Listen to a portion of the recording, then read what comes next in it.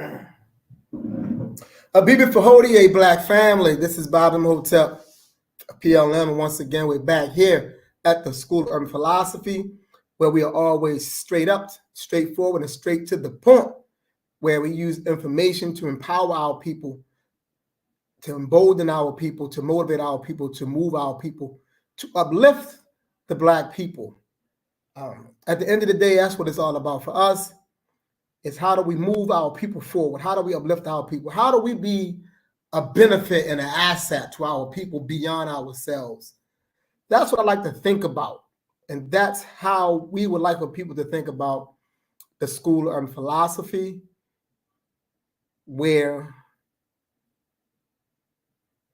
the black man, the black woman, the black child, and the black family are centered. And I'll say it again, the black man, the black woman, the black family, and the black child are centered because it's those four components that gives us this black community. And it's the black communities in congregation with one another that lends to this black nation that gets us to African sovereignty that we so often talk about. But I'm of the mindset that although African sovereignty is an aspiration, it's an ultimate end goal. In the meantime, this is my question. In the meantime, how should we look? What should we be doing?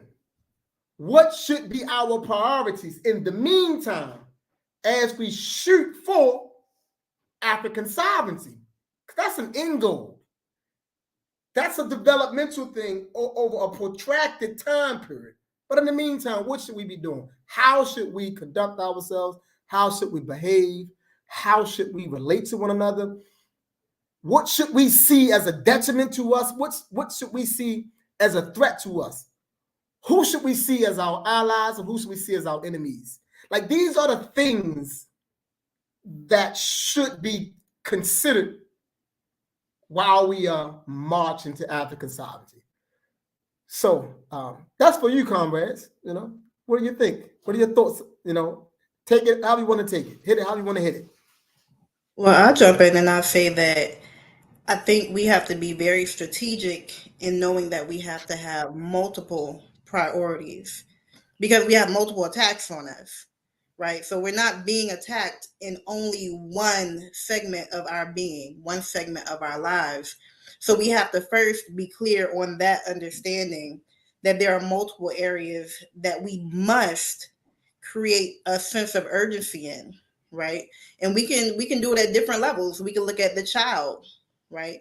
We can make sure that we're prioritizing the healthy rearing of our children, the healthy socialization of our children, so that a lot of the things that ail our people as adults, they don't have to battle with that.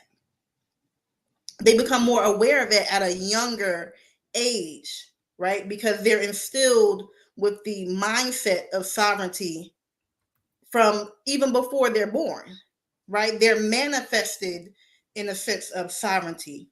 And in doing that, we have to make sure that we're prioritizing our group socialization, right? Which you just talked about, building our communities, right? Building strong families to create those communities, right? So child, family, community, nation, making sure that we're not neglecting any one of those segments, because at the end of the day, they all have a level of being intertwined with each other. The one can't succeed without the other.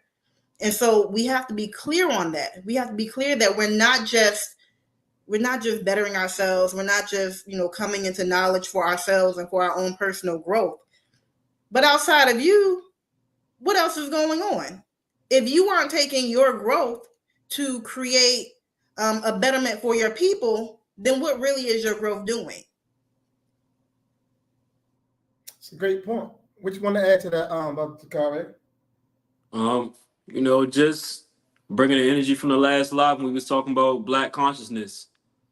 I believe that that's instrumental to us converting the energy necessary, because African sovereignty is only going to come about by these stages in development. And so, with the race first movement, we have this energy moving from, national consciousness to national identity, national solidarity, national feeling, and then national response. Yes. I believe that's the order. Is that right, Bob? Yes, that's correct. Okay. So with that order, national consciousness and black consciousness is basically the same thing. Correct. But we're putting national to emphasize the thinking of the group. We have to think in a national sense. So when we talk about being a nation, we have to know that black organizations got to be willing to work together. Yep. We can't see each other as competing.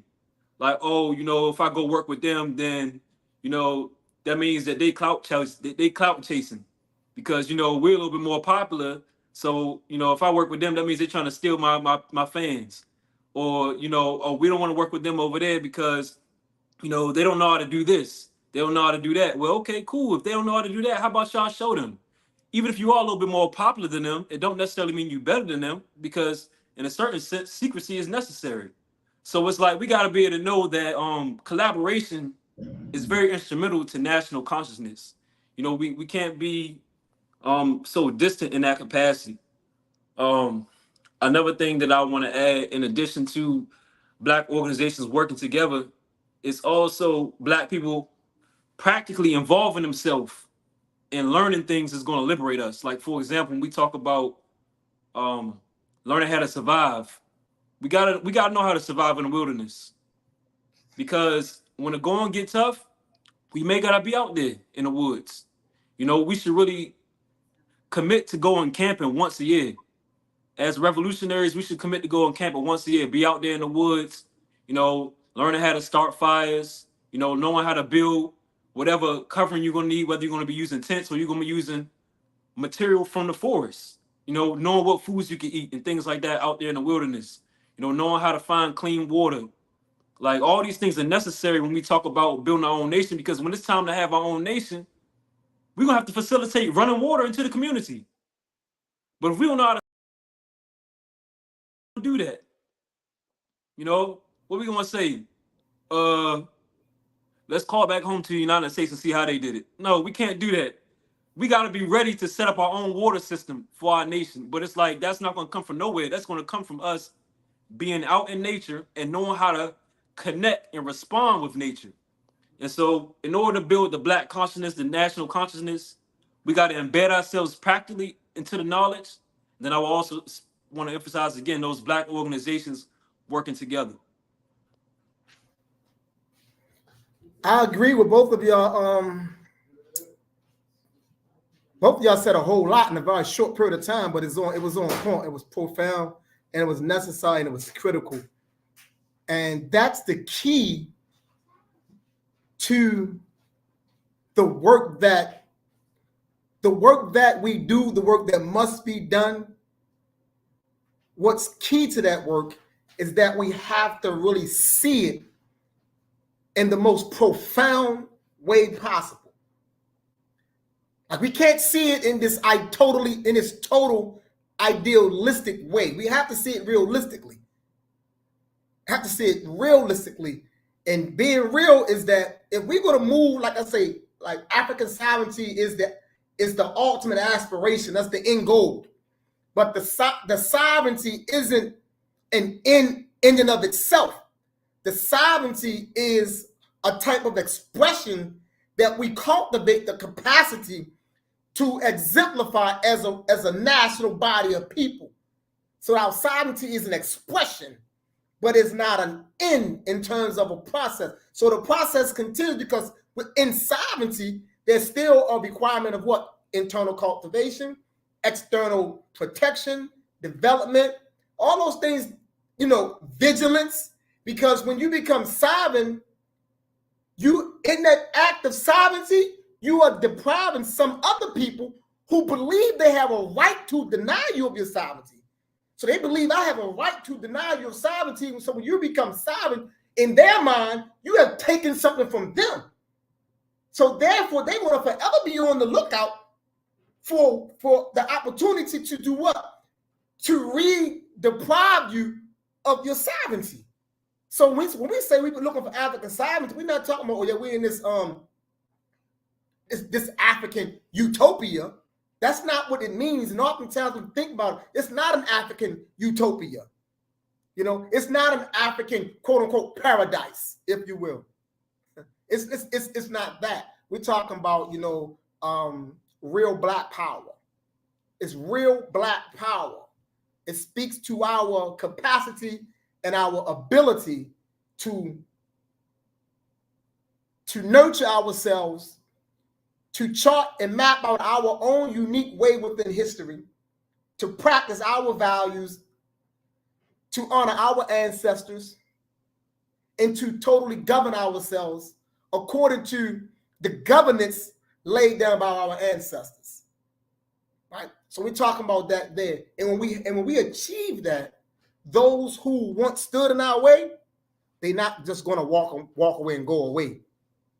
So that's why I asked the question, what do we do in the meantime? Because it's what we do in the meantime that actually prepares us for African sovereignty. Because we can't think of African sovereignty as something that you wake up to one day. See, sovereignty is something we are always moving towards. So we're developing the capacity. We are cultivating the abilities. We are learning the skill sets and the know-how along the way. So when that national expression is realized, we just come into it.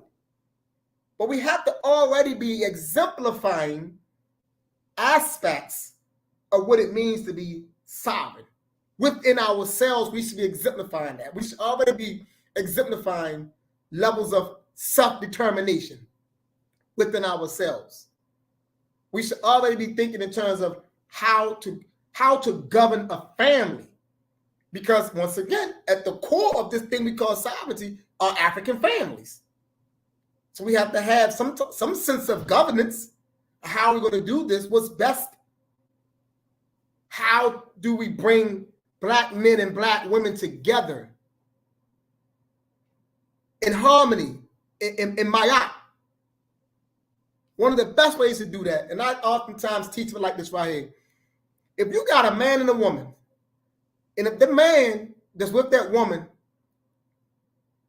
if he make her a priority in his life, and he strives to do right by her, and in turn, she strives to do right by him, you actually have a cycle. And what that cycle is reciprocity.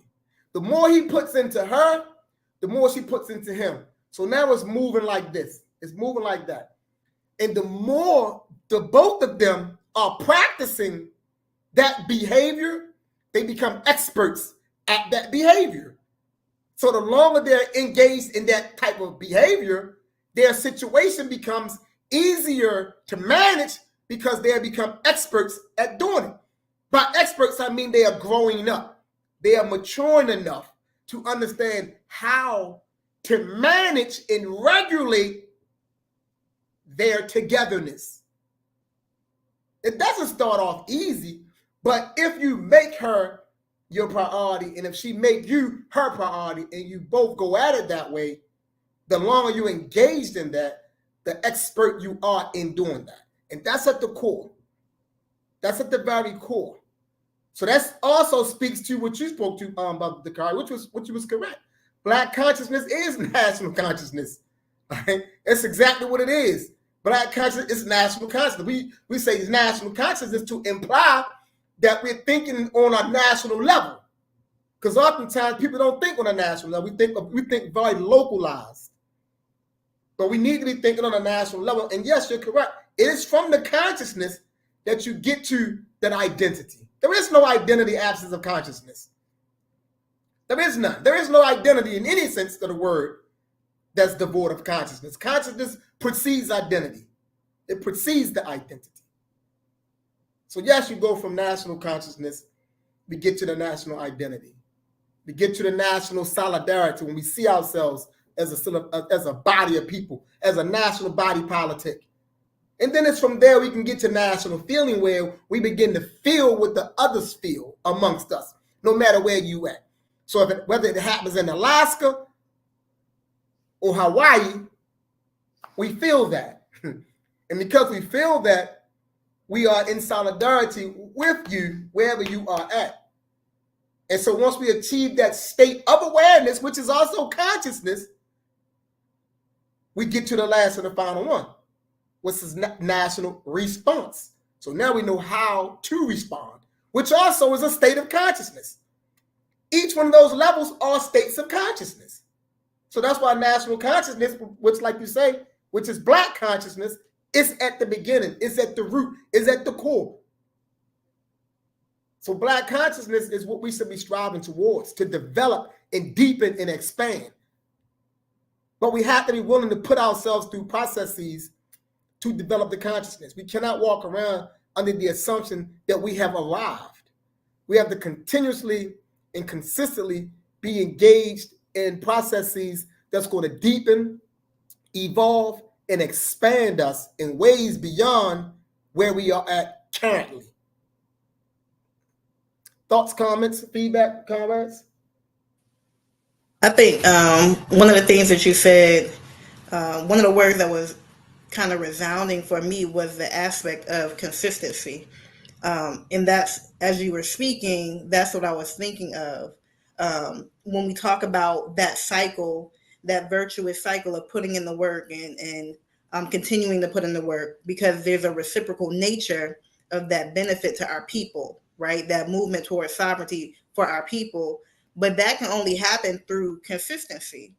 And so when we look at it, not as an end goal, not as a final destination, but when we look at it as if we have to have consistency beyond sovereignty, consistency beyond what we might deem as a victory, then we get even a bit more clear on what we should be prepared for, especially when it comes to walking in our purpose, right? And so when you're looking at what we can do to add to our journey towards sovereignty, to add to our struggle towards sovereignty, our purpose is it, right? Making sure that we're clear and focused on how we can best show up for our people, how we can best do for our people. And if we don't have those skills, go out and get them. Go out and connect with an organization that can help you hone those skills, that can help you realize your purpose if you haven't realized it yet, right? Because once you start moving, you want to be moving in the right direction. There's no point in you moving forward just to be moving in the wrong direction. You moving in the opposite direction of where you need to go. So when you find yourself ready to move, make sure you're guided. Make sure you're being led soundly to where you should be going and where your efforts and your purpose should be going. Yeah. As I think about that, I'm also thinking about how Black consciousness is going to, if we're engaging it in the right way, it'll force you to stretch the limits of your comfort zone.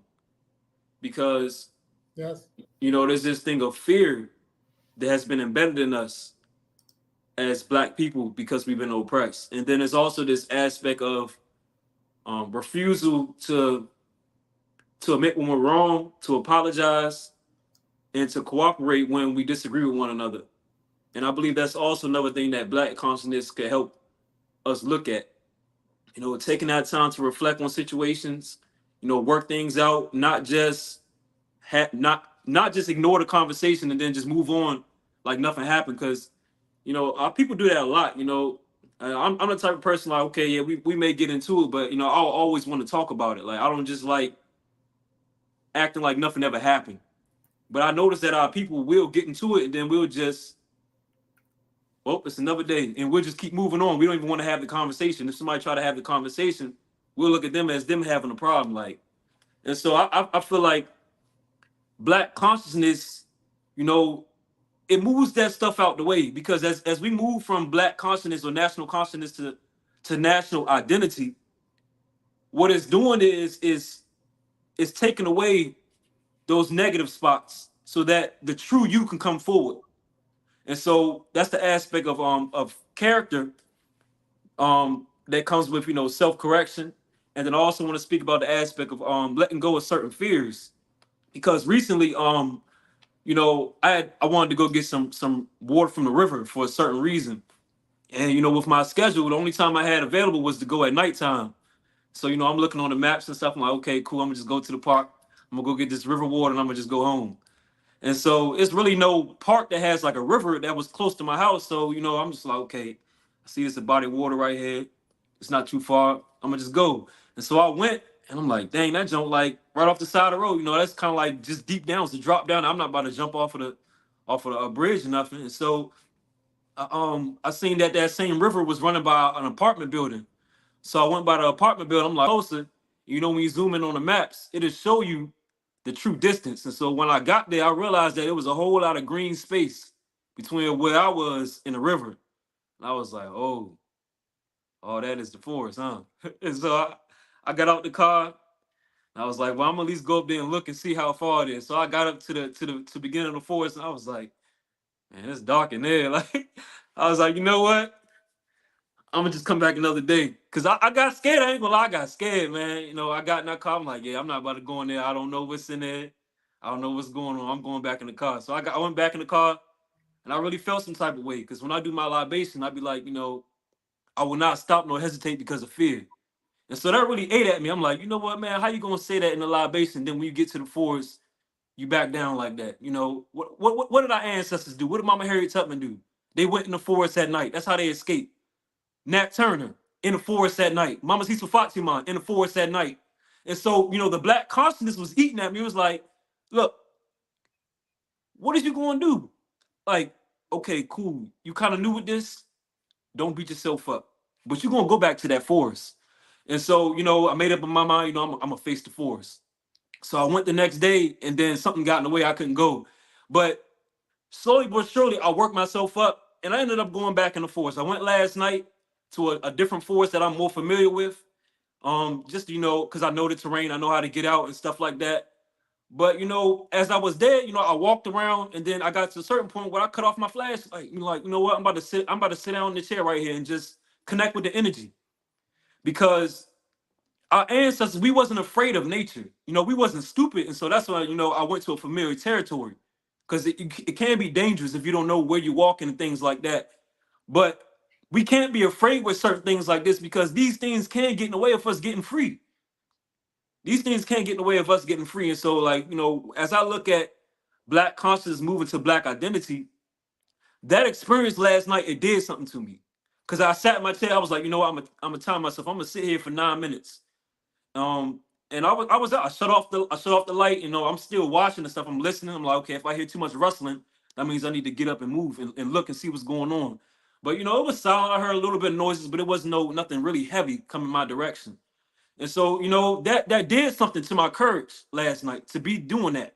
And I'm like, our ancestors did things like this to develop ourselves, and this is how we built these great societies. But if we don't, like Bob was saying, go through these different processes, we're going to be wondering why we don't have what we need to have. And so I'm not saying, this as if these are the only things we need to do. But to me, I really like to push my limits. If I see that there's something that's in the way, I really like poke at it and be like, okay, if you don't do it today, you're gonna eventually end up doing it, because you can't keep living like that. And so for me, I think that's how we can move with Black consciousness, is really stretching the limits and stretching our comfort zones. Now, that's a great point. Um, and once again, it falls back on Black consciousness, because the consciousness is what allows us to develop in ways to confront reality, to confront the situation. It's the consciousness. So consciousness in the environment works like in a reciprocal way.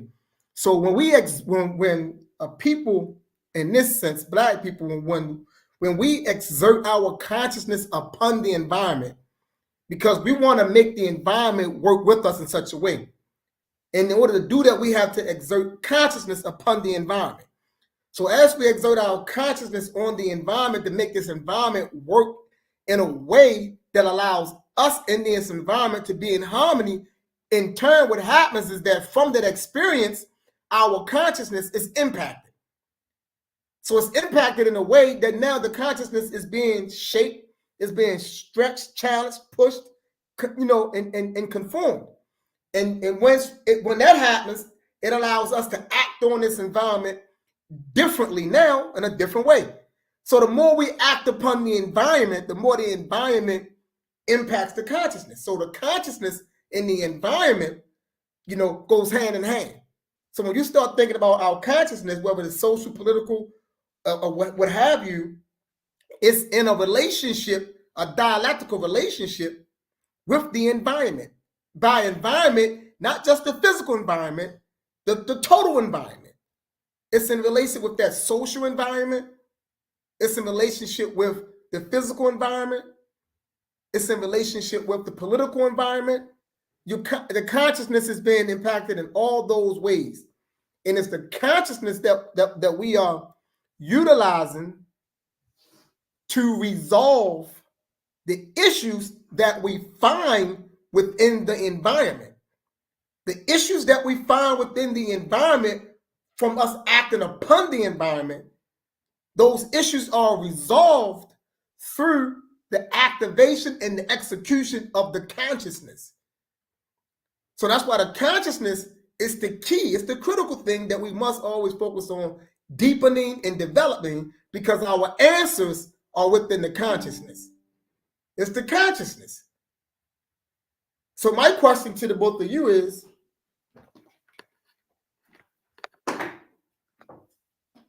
in terms of familyhood, community, and nation, those three dynamics of African people, how important is, I'm going to name two things I want us to think about. Keep in mind, it's like familyhood, community, and nation, right? Two things, spirit and culture. What are their relationships to those three things?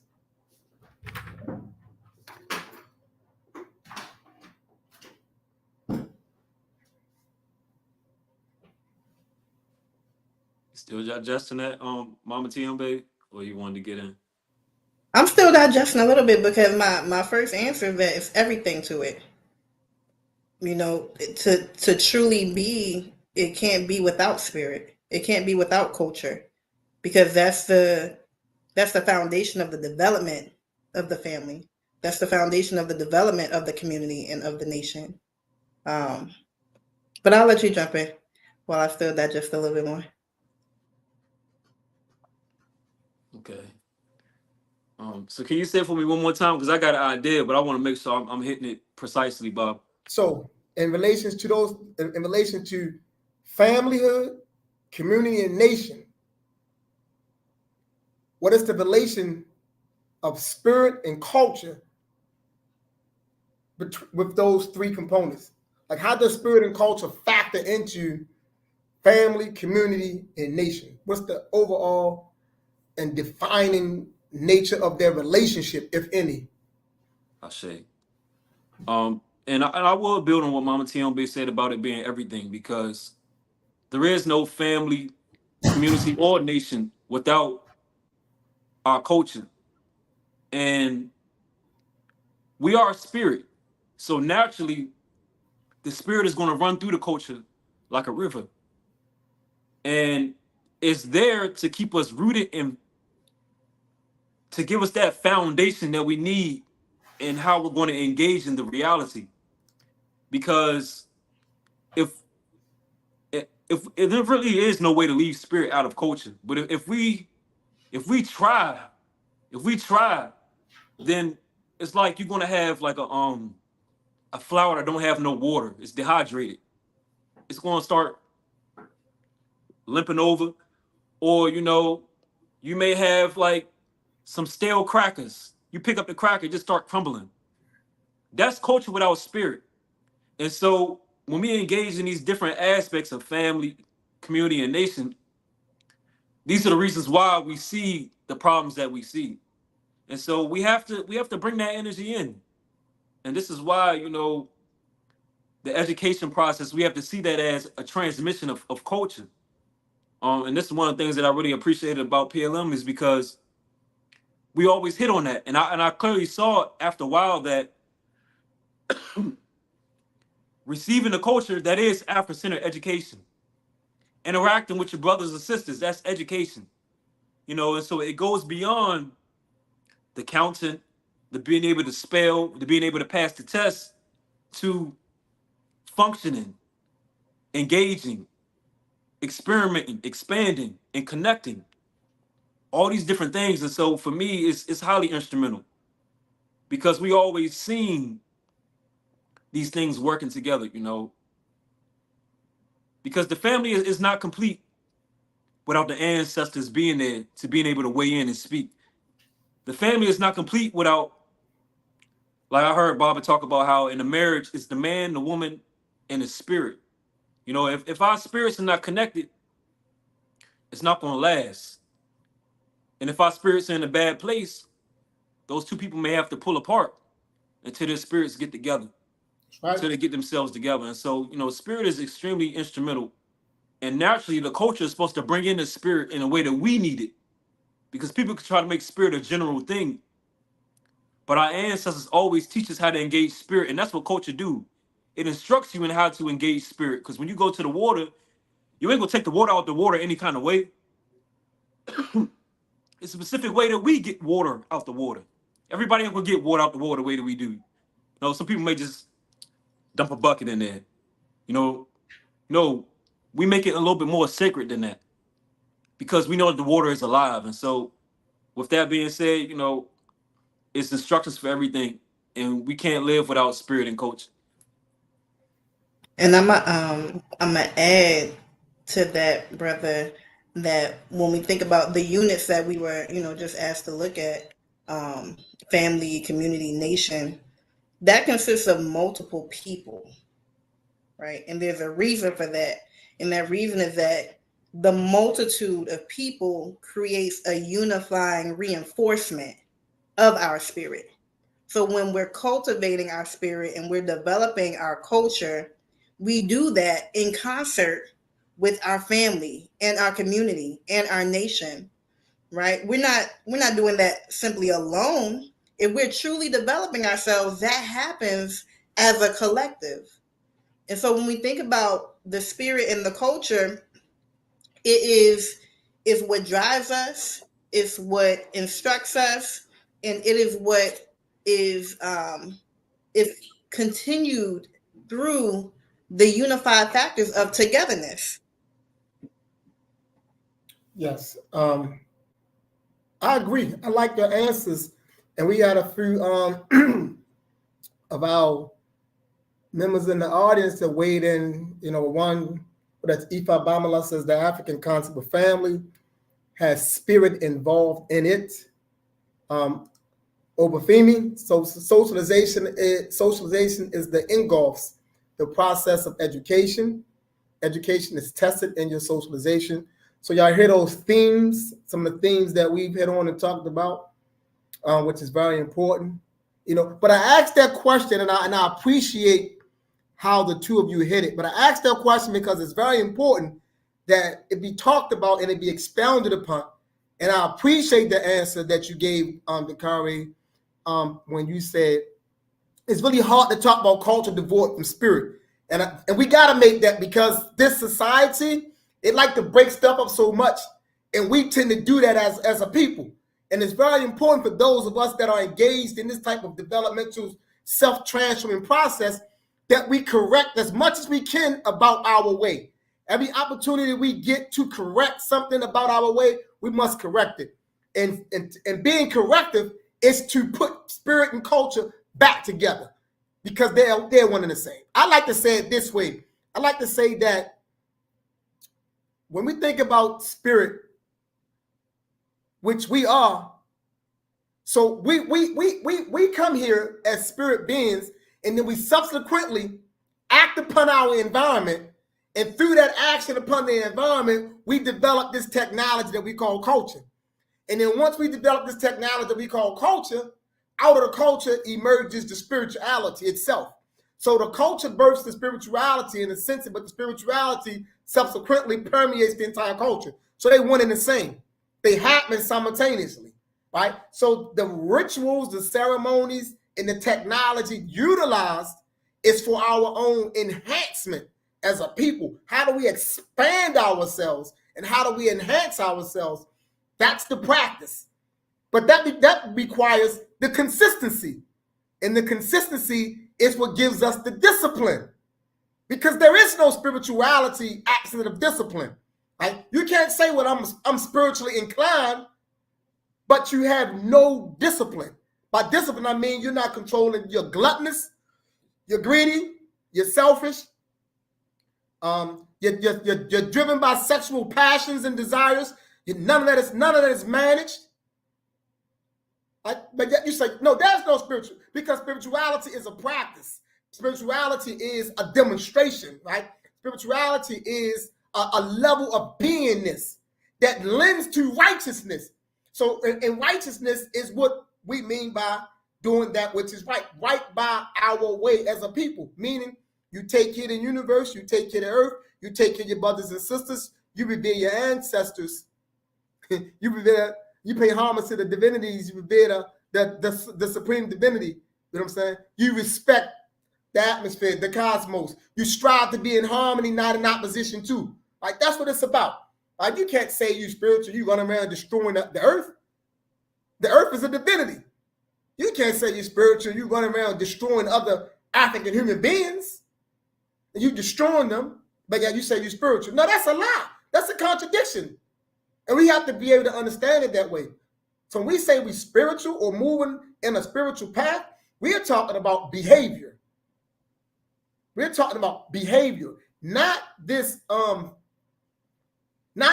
fleeting, flighty stuff that people like to always talk about. No, it's not that, right? That's some Indian stuff. That's some stuff out of Asia somewhere. So they need to go back. That's not what we're talking about. Our ancestors were never talking about that. That's not what they demonstrated. They've always demonstrated quality behavior that sought to sync with and amplify human beingness, nature, the cosmos, in the spiritual realm. They never acted in opposition to nor destructive to. And that's what this is about. So I see Baba Disa popped on here like he got something to add to this conversation. You know what I'm saying? He got his snap back on, like he ready to get into the, you know what I'm saying, the street ball. You know how we used to do? Turn the strap back around and get in the street ball and you get out there. So I'm gonna let Baba Disa get in here, man, and share some insights with us. What's up, Baba? Yeah, I've been listening to everybody and what they've been saying. We got to get away from separating ourselves from what is essentially who we are. You know, we are cultural people by nature. We are spiritual people by nature. We are social people by nature. But we've allowed people to disrupt our systems of existence. And that's what they are. They're systems of existence that intertwine and interact with each other and facilitate the development and the growth of each one of the systems. You know, Baba Dakari was talking about nature and being able to be comfortable in nature. We've been robbed of that.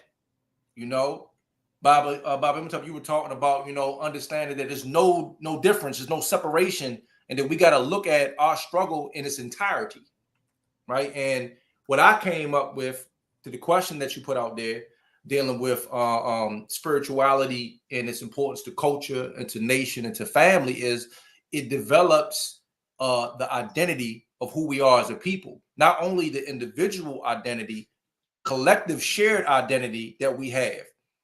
See, when we look at each other and we see each other as an extension of each other, we'll protect each other. You know, we'll love each other. Yes. We'll feed each other. Yes. You know, we'll warn off anything that tries to invade our people, because we understand the importance of each other. But that's not just local, like you said, Baba. That's all over. If something happens to an African man or woman, I mean, no matter where it is on the globe, we should take offense to it, because that is our brother and that is our sister. But that is our way, you know. So when I think about spirituality, it is the glue that holds family, community, nation, and culture together. It creates the identifier that, for example, Bob, I remember you told me when you went to Africa, and Yame tripped and fell, and before you can move, the mamas was on them. Yes, it was all on them. They was on them, and that's because they understood that that was their child. Yep. And you didn't even have to say anything. But that's the power of our spirit, our spirit. That was spirituality, I mean, in a social, divine, and natural order. And when we understand that, we can live in that greatness, and we won't have the hiccups that we see. We won't have the separation between youth and elders. We won't have, you know, the separation between, I mean, the importance of education and allowing this social media to warp and dilute our minds, because we'll be rooted in that which speaks to our identity, right? You know, and I know in that, and I'm not going to speak for you, Baba, but I know that that affected you in a spiritual way. Am I right? Yes, it did. You know, and it made you feel like this is what we're supposed to be doing. You know, and then what you did was you brought that back to us. Creating the process of saying, Kofi, you brought it back to us. And that story sticks with me. Just like the story when you had brought one of the young comrades to come see me, and how he was sitting there and he was putting his hand in my hand and he was feeling my arm. And I was kind of like, what's going on? And you were like, he's doing what he naturally supposed to do. He sees a man and he's measuring himself to what he's going to grow into. That's right. And that still sticks with me to the day, because I see in Yoda do it. I see him do it. And what I do is I find the space and time to bond with him so he can grow into being that man that he admires and he looks up to. You know, so I think, I mean, when we talk about Black consciousness, right, we're talking about all the above. Nothing is excluded. That means the divine, the social, and the natural has to be intact in order for us to be able to have Black consciousness. Spirit and culture have to be together as one in order for us to have Black consciousness. The family, the community, and the nation have to be one in order for us to move in a perspective of Black consciousness, right? And then you talked about philosophy, Black philosophy. That's a part of it too. But also Black politics, that we have to be for the interests of us, not only here, but everywhere. I'm going to leave with that. Ashe, thank you, Baba.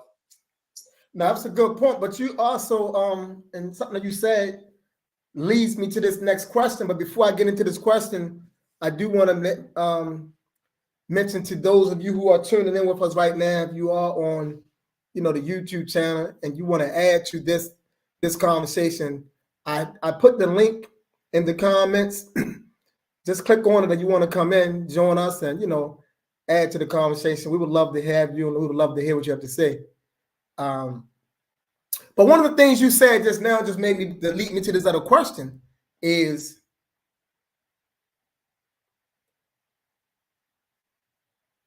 spirit, is the reality of spirit necessary to the development of Black consciousness? What I mean is this: is there such thing as true Black consciousness devoid of a knowledge and an awareness of spirit?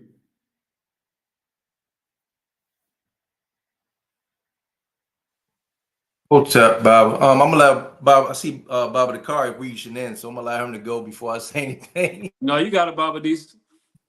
I say no, and the reason why I say no is this: I think that we have not made spirituality relevant to Black consciousness because we live in a society that has not allowed it to be welcomed. And it goes back to what you were saying, how people have made spirituality to be some type of spook thing. We're looking so far outside of ourselves when spirituality is intertwined inside of us.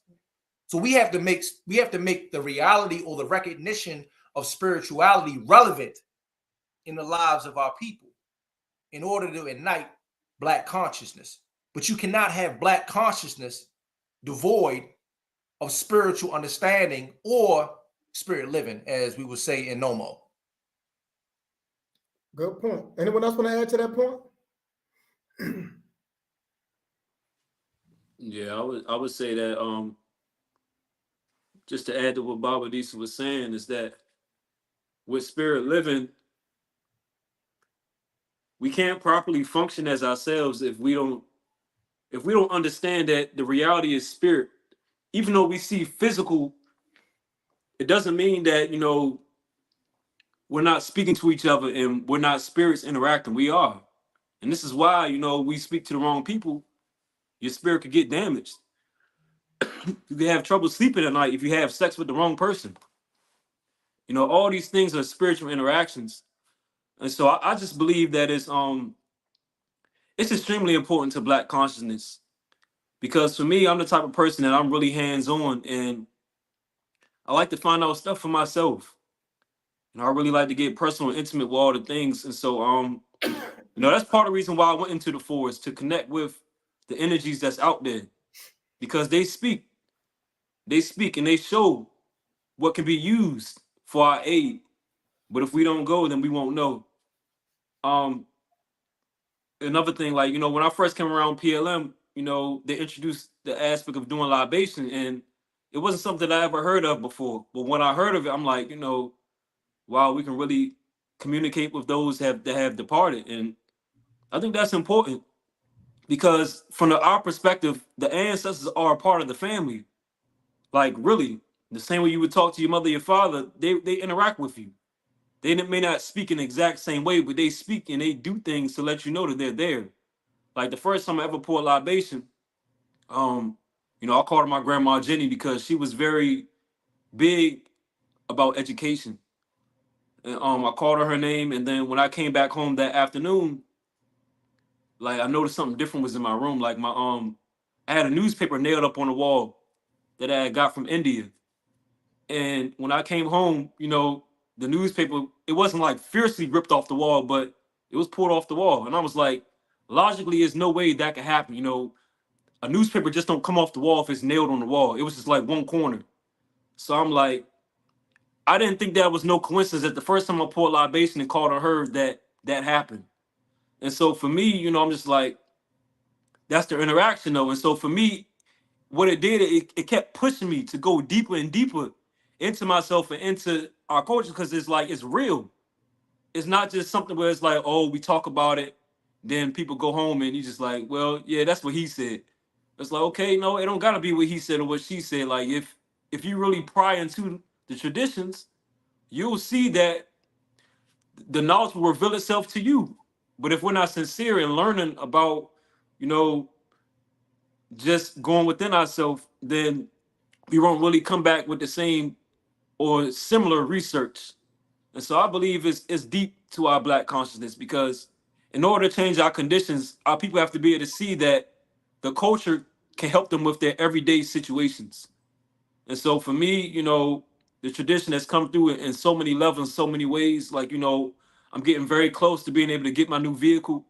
You know, I've been hustling for a long time, working a lot of hard hours, you know, work 20 days straight, work 12 days straight, you know, and at the same time, the ancestors, the spirits is moving in my favor for me to be able to get a new car, because like, you know, I really need one really bad. And so, you know, these things, they really fight for you. They really do things for you to help you get what you need. And so, you know, the culture is powerful, you know, and that's the key, I believe, to really just helping our people see, is that we can show them that the culture can help them with their everyday problems. That's important. I appreciate the thinking. So I think that's Elder Okira. Say, I really, really appreciate the channel. We appreciate you too for tuning in, for being here, for coming through, for commenting. We appreciate all of our, you know, regulars and those who are currently, you know, new to just checking us out. But as always, we ask that you share the live, you know, share the live, share the channel. You know, if you have not subscribed, please subscribe to the channel. We're going to continue to push out what we believe to be quality, you know, content, uplifting content, relevant content, and we're not here to follow trends. We want to be our own unique Black African selves. So we're not following the trendy things. You know, you come here, you come to our channel, you're going to hear some quality content, and we're going to be dealing with some real issues that pertain to us. We're going to share knowledge. We're going to share insights, and we're going to expound. And most importantly, we are going to strive to always correct those things that are incorrect about our way. We're going to bring a more refined perspective of what it means to be Black and to be African. So I want to add to my question. My question was, is there Black consciousness devoid of spirit? And I'm glad that both of you answered it the way that you answered it, because the type of consciousness that we refer to, when we say Black, can we say Black consciousness? In that term, Black is descriptive of the consciousness that we speak of. So the Black that we understand that Black is the primordial essence from which all things emerge. So Black, in its essence, in its rawest state, is spirit, right? Because nothing precedes Black. So we're talking about spirit consciousness when we say Black consciousness. Within Black consciousness is spirit consciousness, because that's what's necessary, because we cannot be totally materialistic in our approach to life. We've tried that as a people. It only gets us but so far. So for us to move further in our evolution and development, we have to be moving from a place of spirit, but once again, not spirit in the sense that we are devoid from reality, not that type of spirit. You know what I'm saying? We talk about the real spirit, Black spirit, Black spiritedness, which is spirit living, acknowledging that our ancestors are here with us, and acknowledging that the quickest and the only way that we can access the divine source that we call Oludamare Chukwu Amapata is through ourselves. We go through ourselves to get there. We are the channel, we are the portal, and we are the passageway to the ultimate source, because we are in fact it. We are it. So when we say Black consciousness, spirit consciousness, and that's what's necessary, because it's from that level of consciousness that we can give birth to all those other things that are necessary to our upliftment, advancement, our sustaining, our evolution, our refinement, our total actualization. It's all going to come from spirit.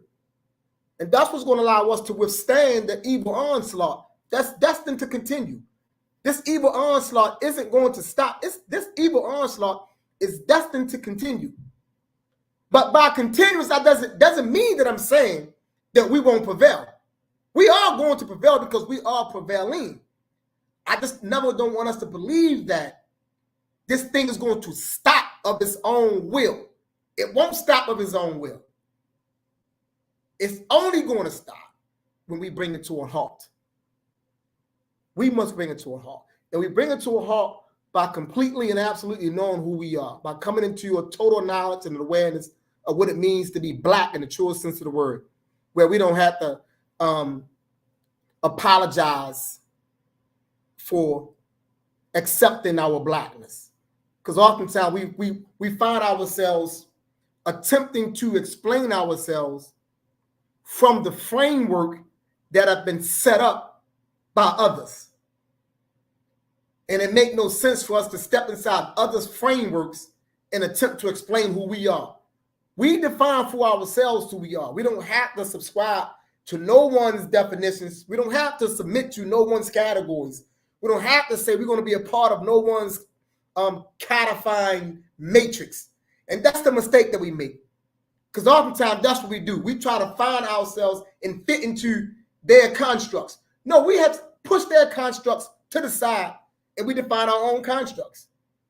Because you find our brothers and sisters saying things like this. Well, Black is not a nationality, right? We say stuff like that often, you know. But we're using nationality from their construct. Once again, that's their construct. You know, they say it's not a nationality. So what? So what does that mean? Now, whose stand is that? What does that mean? You know what I'm saying? The same way they ventured out into the world and rearranged the world and made others follow their dictates, we possess the same power and capacity to chart out our own way. That's what it means to be self-determining. That's sovereignty. We chart our own way. We define for ourselves. We don't got to define ourselves according to another people's standards, to another people's expectations. That's slavery. That's enslavement. So for us, we got to do what we do. And we got to think about the family. The Black family is critical. The Black family is key. The Black community becomes our resource, that community. But by community, I don't mean a group of people who just live on the same block or the same neighborhood. You know, community are people that share in identity, they share in values, spirit, living practices, they share in ritual ceremonies. Right? These types of people, you know, they have that commonality that allows them to do things the same and do things for the same reasons to ensure that they can move forward as a group. So a true community is political by nature. A true community is ideological.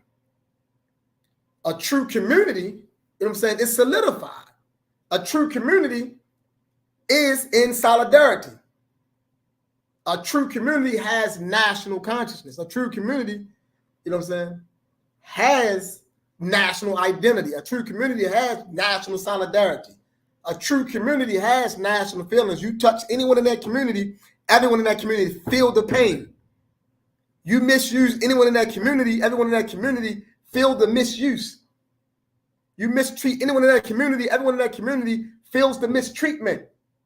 And because everyone in the community feels the mistreatment, everyone in that community already prepared to administer justice for the transgression that you have committed against one member of that community. That's community. Because when you have that, you create a sense of safety, a sense of security. You create a sense of vulnerability and transparency. And when you have that, you have people who are deeply bonded. When you have deeply bonded people, you have something that cannot be conquered. When you have deeply bonded people, you have something that can't be conquered. Because to conquer them, you would have to conquer every single person. When you don't have deeply bonded people, all you got to do is get rid of the most critical individuals, then everybody else scatters. So it's about building true and authentic community. That's going to get us to African sovereignty. That's part of it. And it's critical to African sovereignty, African community. And a true African community, so you look at it like this. We got Black people who come together and build Black families. Then they have this outer covering with this community. And the community is also covered in the culture. The culture covers the community. Because the community is the living embodiment of the culture. The community is what gives the culture, you know what I'm saying, the living essence that breathes life into all the other members. The community becomes the living embodiment of the culture. So that's the reason why African culture is always a dynamic thing. It's not static, it's dynamic. Because as the people live the culture, the people grow and evolve. And as the people continuously grow and evolve, the culture is growing and evolving. So African culture is dynamic, it's not static, but it doesn't deviate. See, it evolves according to a continuum that the ancestors have already laid down. So it just evolves along its natural path and course of natural development.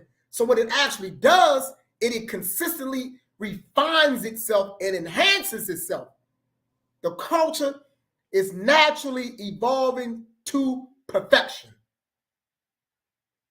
And every now and then we can get derailed, but every now and then some Black people wake back up and put us back on track again. And we continue to move. Right?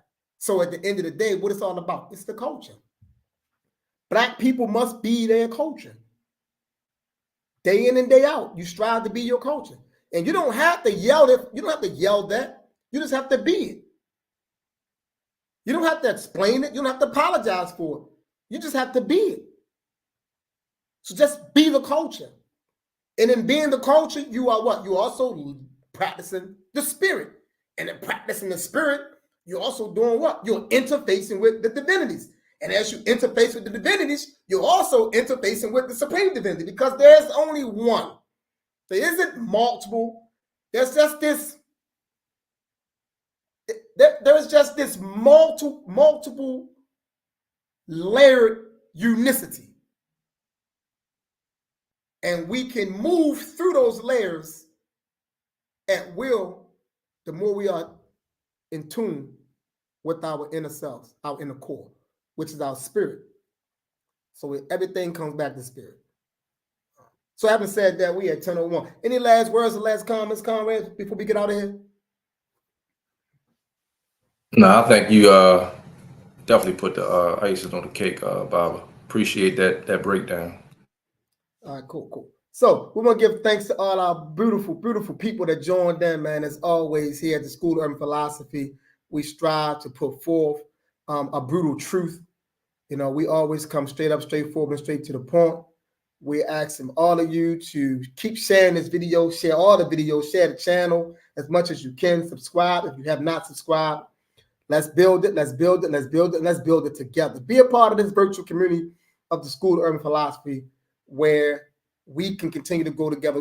We thank you too for most definitely being here with us, and just your comments. Each and every comment matters. We thank all of you.